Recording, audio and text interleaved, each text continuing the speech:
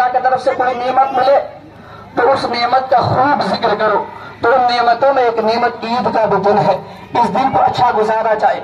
अल्लाह तबारक व तआला की रज़ामंदी के तौर पर मुबारक और मुक़द्दस दिन हमें मिलते हैं। तो अल्लाह फरमाता है जब तुम्हें नेमत मिले तो मेरी नेमतों का जिक्र करो। तो इन दिनों में चाहे वो किसी किस्म का भी गुनाह हो, उन गुनाहों से बचना ये लाजमी है। वैसे हर रोज ही गुनाहों से बचना लाजमी है, लेकिन अल्लाह अपनी तरफ से नेमत अता करे और उस नेमत वाले दिन में हम अल्लाह की नाशुक्री करें, फिल्में देखें, ड्रामे देखें। हर कौम में खुशी मनाने का रिवाज है, चाहे वो किसी भी कौम में हो। इस्लाम में भी खुशी मनाने के दिन है।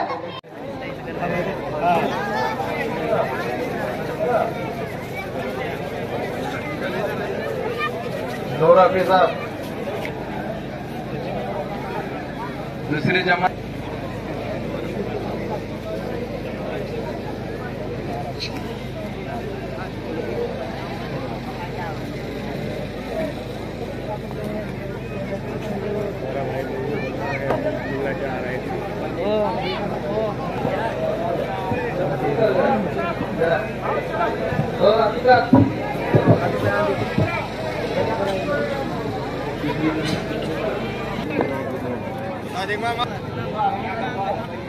दूसरी जमात के लोग सब बना के लेते थे।